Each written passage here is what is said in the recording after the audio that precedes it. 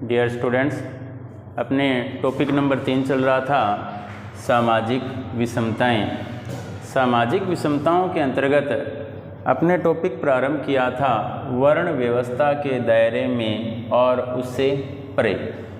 तो अपने इसमें समझा भी वर्ण व्यवस्था जो है सर्वप्रथम उससे संबंधित किसी भी प्रकार की अगर व्यवस्था है तो वह किस में हमें मिलती है।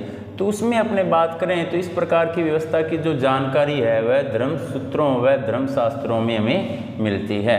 और ब्राह्मणों का क्या मानना है, वर्ण व्यवस्था से संबंधित ब्राह्मणों का क्या मानना है, तो ब्राह्मणों का मानना है यह जो व्यवस्था है यह क्या एक देवीय व्यवस्था है। क्या है? एक देवीय व्यवस्था है। अगर अपने वर्णों की बात करें तो वैदिक काल से ही, कब से? वैदिक काल से ही 4 वर्ण दिए गए हैं। 4 वर्ण कौन कौन से? 4 वर्णों की अपने बात करें तो सबसे पहले ब्राह्मण, दूसरा क्षत्रिय, तीसरा वैश्य और चौथा शूद्र। ये 4 वर्ण दिए गए हैं। इसके बाद इसी से संबंधित अपने टॉपिक किया था उचित जीविका। जो प्रत्येक वर्ण था वह वर्ण क्या कार्य करता था, यानी कि जीविका के साधन के रूप में वह किस प्रकार का कार्य करता था, जिसमें अपने चारों वर्णों के अलग अलग कार्यों के बारे में पढ़ा था। जो पहला वर्ण था कौन सा? ब्राह्मण। तो ब्राह्मणों का क्या काम होता था? ब्राह्मणों का कार्य अध्ययन, वेदों की शिक्षा, यज्ञ करना, यज्ञ करवाना, दान देना और दान लेना, ये कार्य किसके थे? ब्राह्मणों के थे। तो ब्राह्मणों का कार्य अध्ययन, वेदों की शिक्षा, यज्ञ करना, यज्ञ करवाना तथा दान देना व दान लेना, ये सभी कार्य किसके होते थे? ये सभी कार्य ब्राह्मणों के होते थे। दूसरा वर्ण कौन सा है? दूसरा वर्ण क्षत्रिय। क्षत्रिय का क्या कार्य होता था? क्षत्रिय क्या कार्य करता था? क्षत्रिय युद्ध करता था और सुरक्षा प्रदान करना। ये दोनों कार्य किसके होते थे?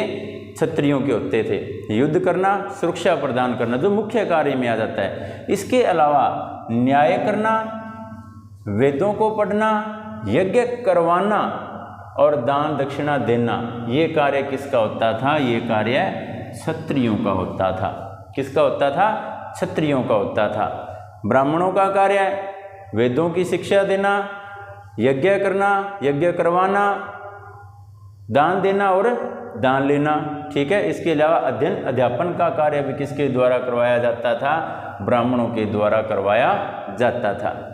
क्षत्रियों के कार्य युद्ध करना, सुरक्षा प्रदान करना, न्याय करना, वेद पढ़ना, यज्ञ करवाना और दान दक्षिणा देना, ये कार्य किसके होते थे? क्षत्रियों के होते थे।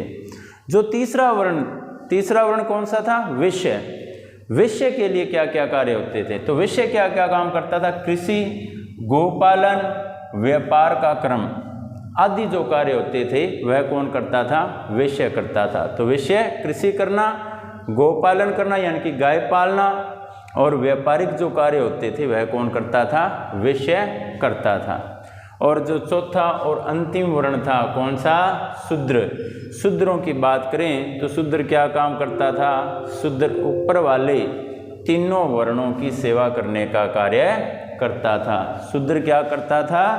ऊपर वाले तीनों वर्णों की सेवा करने का कार्य करता था। जो वर्ण व्यवस्था है, वर्ण व्यवस्था की उत्पत्ति संबंधी जो टॉपिक है वो भी इसमें अंतर्गत बताया गया है और यह भी एक देवीय व्यवस्था मानी गई है। क्या मानी गई है? एक देवीय व्यवस्था मानी गई है। अब ये देवीय व्यवस्था कहाँ से मिलती है हमें? क्या इसके अंतर्गत प्रावधान है? क्या बताया गया है? तो वर्ण से संबंधित अगर अपने बात करें तो इसकी जानकारी हमें, या इस देवीय व्यवस्था की जानकारी हमें कहाँ से मिलती है? तो इसकी जानकारी ऋग्वेद के पुरुष सूक्त मंत्र को उद्धृत करते हैं। यानी कि ऋग्वेद का जो पुरुष सूक्त है 10वें मंडल में एक सूक्त आता है, कौन सा? पुरुष सूक्त। उसके अंतर्गत वर्ण व्यवस्था की हमें जानकारी मिलती है। कहाँ मिलती है? ऋग्वेद के 10वें मंडल के पुरुष सूक्त में हमें वर्ण व्यवस्था की जानकारी मिलती है। जो आदि पुरुष की बलि का चित्रण करता है। अगर इस पुरुष सूक्त में बात करें, इसमें जो मंत्र दिया गया उसकी बात करें, तो इसमें आदि मानव पुरुष की बलि का चित्रण किया गया है, उसके बारे में बताया गया है। जगत के सभी तत्व जिनमें 4 वर्ण शामिल हैं, इसी पुरुष के शरीर से उपजे हैं। जो 4 वर्ण हमें बताए गए हैं, ब्राह्मण, क्षत्रिय, वैश्य और शूद्र, वो इसी आदि पुरुष कह सकते हैं, अपने परब्रह्म कह सकते हैं, उसी से इन चारों की उत्पत्ति हुई है। तो सबसे पहले कौन सा है? ब्राह्मण। ब्राह्मण की उत्पत्ति किससे हुई है? ब्राह्मण की उत्पत्ति आदि पुरुष के मुख से हुई है। किससे हुई है? आदि पुरुष के मुख से ब्राह्मण की उत्पत्ति हुई है। आदि पुरुष की भुजाओं से किसकी उत्पत्ति हुई है? आदि पुरुष की भुजाओं से क्षत्रिय की उत्पत्ति हुई है। किसकी उत्पत्ति हुई है? क्षत्रिय की। तो ब्राह्मण की उत्पत्ति आदि पुरुष के मुंह से या मुख से, क्षत्रिय की उत्पत्ति आदि पुरुष की भुजाओं से, वैश्य की उत्पत्ति आदि पुरुष की जंघाओं से हुई है। किससे हुई है? आदि पुरुष की जंघाओं से। और शूद्र की उत्पत्ति की अगर अपने बात करें तो शूद्र की उत्पत्ति आदि पुरुष के पैरों से हुई है। तो ये व्यवस्था हमें किस में मिलती है? ये व्यवस्था हमें ऋग्वेद के 10वें मंडल के पुरुष सूक्त में मिलती है।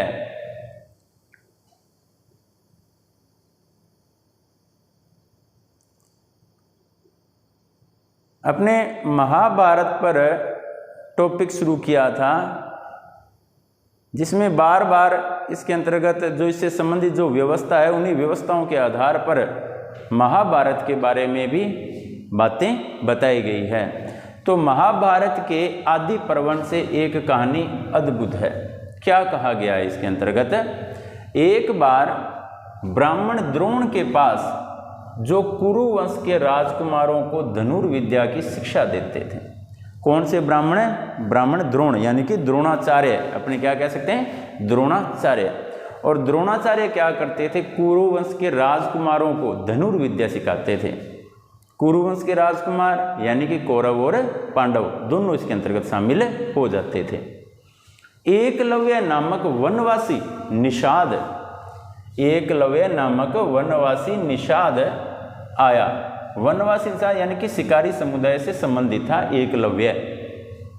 द्रोण ने जो धर्म समझते थे उसे शिष्य के रूप में स्वीकार करने से मना कर दिया। एकलव्य किससे मिलने के लिए आया? द्रोणाचार्य जी से। द्रोणाचार्य क्या करते थे? कुरु वंश के राजकुमारों को धनुर्विद्या सिखाते थे या धनुर्विद्या की शिक्षा देते थे। एकलव्य गुरु द्रोणाचार्य के पास आया और गुरु द्रोणाचार्य से कहा भी आप मुझे अपना गुरु शिष्य बना लें। क्या बना लें? शिष्य बना लें, और आप मेरे गुरु बन जाइए।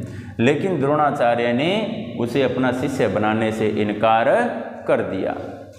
एकलव्य ने वन में लौटकर मिट्टी से द्रोण की प्रतिमा बना ली। यहाँ पर एकलव्य ने क्या किया? हालांकि एकलव्य वहाँ से चला गया और वहाँ से जाने के बाद एकलव्य ने मिट्टी की द्रोण की एक प्रतिमा बनाई, एक मूर्ति बना ली तथा उसे अपना गुरु मानकर वह स्वयं ही तीर चलाने का अभ्यास करने लगा। अब एकलव्य ने क्या किया? एकलव्य जंगल में चला गया। जंगल में जाकर एकलव्य ने मिट्टी से गुरु द्रोणाचार्य की एक प्रतिमा बनाई और उसे अपना गुरु मान लिया और उसे अपना गुरु मानकर तीर चलाने का अभ्यास करने लगा। समय के साथ वह तीर चलाने में सिद्धहस्त हो गया। धीरे धीरे समय बीतने के साथ वह तीर चलाने में पारंगत हो गया। एक दिन कुरु राजकुमार अपने कुत्ते के साथ जंगल में शिकार करते हुए एकलव्य के समीप पहुंच गए। एक बार कुरुवंश के जो राजकुमार थे वह शिकार के लिए जंगल में निकले और वह किस तक पहुंच गए? वह एकलव्य तक पहुंच गए। कुत्ता काले मृग की चमड़ी के वस्त्र में लिपटे निषाद को देखकर भौंकने लगा। क्रोधित होकर एकलव्य ने एक साथ 7 तीर चलाकर उसका मुंह बंद कर दिया। अब क्या हुआ, जो एकलव्य था, एकलव्य मृग यानी कि हिरण की चमड़ी के वस्त्र पहने हुए या उसमें लिपटे हुए वहाँ बैठा था, और उस एकलव्य को देखकर या एकलव्य को देखकर कुत्ता भौंकने लगा। इस बात से एकलव्य क्रोधित हो गया और एकलव्य ने 7 तीर एक साथ चलाई और उससे क्या हुआ, कुत्ते का मुंह बंद हो गया। जब वह कुत्ता लौटा तो पांडव तीरंदाजी का यह अद्भुत दृश्य देखकर आश्चर्यचकित हो गए। उन्होंने एकलव्य को तलाशा, उससे स्वयं को द्रोण का शिष्य बताया। यानी कि उसने, यानी कि किसने, एकलव्य ने। एकलव्य ने कहा कि मैं कौन हूं, गुरु द्रोण का शिष्य हूं। द्रोण ने अपने प्रिय शिष्य अर्जुन से एक बार यह कहा था कि वह उनके सभी शिष्यों में अद्वितीय तीरंदाज बनेगा। गुरु द्रोणाचार्य ने अर्जुन से क्या कहा था भी एक दिन तुम मेरे सभी शिष्यों में सबसे बढ़िया तीरंदाज बनोगे। अर्जुन ने द्रोण को उनका यह प्रण याद दिलाया। द्रोण एकलव्य के पास गए, जिसने उन्हें अपना गुरु मानकर प्रणाम किया। अब क्या था, जब कुरुवंश के राजकुमार एकलव्य के पास गए तो एकलव्य ने क्या बताया, मैं गुरु द्रोण का शिष्य हूँ। इस बात से जो कुरुवंश के राजकुमार थे वे रुष्ट हो गए द्रोण से।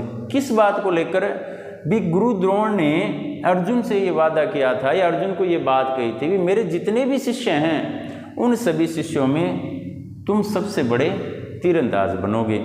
लेकिन इसके अलावा एकलव्य भी था जो उससे भी बड़ा तीरंदाज था एक तरीके से, क्योंकि उसने 7 के 7 तीर कहाँ मारे थे, कुत्ते के मुंह में मारे। और इस दृश्य को देखकर कुरुवंश के जो राजकुमार थे वह भी अचंभित रह गए थे। और ये बात राजकुमारों ने जाकर किसको बताई, द्रोण को बताई। तो द्रोण किससे मिलने पहुंचे, क्या किसके पास गए, एकलव्य के पास गए। एकलव्य ने गुरु द्रोण को देखकर उन्हें प्रणाम किया।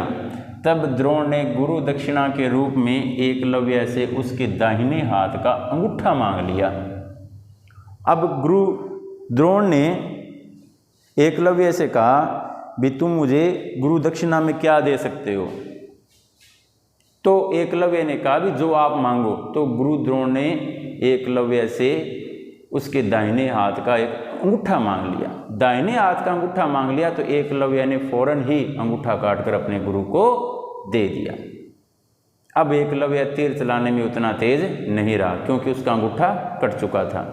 इस तरह द्रोण ने अर्जुन को दिए वचन को निभाया। कोई भी अर्जुन से बेहतर धनुर्धारी नहीं रहा, क्योंकि अर्जुन से बेहतर धनुर्धारी अब तक कौन था, एकलव्य था। अब एकलव्य का अंगूठा कट चुका था तो एकलव्य इतना बढ़िया तीरंदाज नहीं रहा जितना कौन था, अर्जुन था। उससे अंगूठा मांगकर गुरु द्रोण ने अपना जो कर्तव्य था या अपना जो वचन था उस वचन को निभाया था। इसके बाद हमारा टॉपिक रहेगा अक्षत्रिय राजा।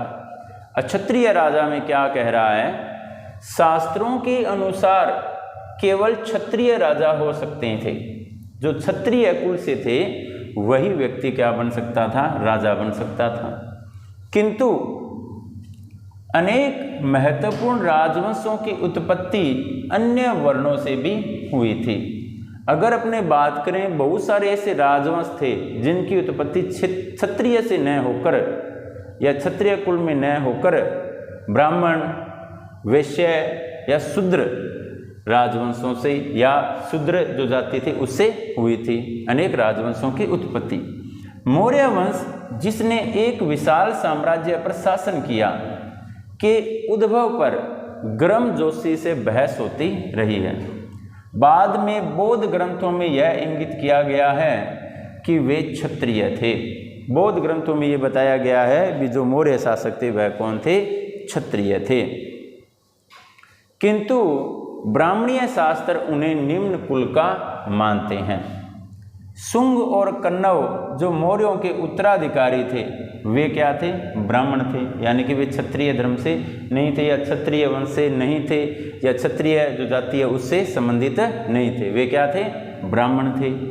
वस्तुतः राजनीतिक सत्ता का उपभोग हर वह व्यक्ति कर सकता था जो समर्थन और संसाधन जुटा सके। राजतव क्षत्रिय कुल में जन्म लेने पर शायद ही निर्भर करता था। यहाँ पर देखो क्या कहा जा रहा है, यहाँ पर जो बात कही जा रही है वह यह है भी अगर कोई भी व्यक्ति शासक या राजा बनता है तो वह किस कुल से होना चाहिए? क्षत्रिय से होना चाहिए। किसके अनुसार? शास्त्रों के अनुसार, जो धर्मशास्त्र है उनके अनुसार अगर कोई व्यक्ति राजा बनता है तो वह क्षत्रिय कुल से होना चाहिए। किंतु अगर इस पर चर्चा की जाए तो इस पर बहुत सारे ऐसे राजवंश हमें मिलेंगे जो क्षत्रिय कुल से नहीं थे बल्कि अन्य वर्गों से थे। मौर्यों पर भी इससे संबंधित चर्चाएं लंबे समय तक चलती रही। किस बात को लेकर भी मौर्य क्षत्रिय नहीं है, लेकिन जो बौद्ध ग्रंथ हैं उनके अनुसार या बौद्ध ग्रंथों में क्षत्रियों को क्या मौर्यों को क्या बताया गया है? क्षत्रिय बताया गया है। इसके अलावा अपने बात करें कन्नव या शुंगों की, जो मौर्यों के बाद आते हैं, वे किस कुल से थे? वे ब्राह्मण कुल से थे, हालांकि वे क्षत्रिय नहीं थे, फिर भी शासन सत्ता उन्होंने संभाली थी। वस्तुतः राजनीतिक सत्ता का उपभोग हर वह व्यक्ति कर सकता था जो समर्थन और संसाधन जुटा सकता था। वह व्यक्ति राजा बन सकता था, यानी कि योग्यता के अनुसार, चाहे वह किसी भी कुल का हो। राजतव क्षत्रिय कुल में जन्म लेने पर शायद ही निर्भर करता है। तो इस प्रकार आज का हमारा टॉपिक कंप्लीट हुआ। आप इस टॉपिक को लर्न करें। थैंक यू बच्चों।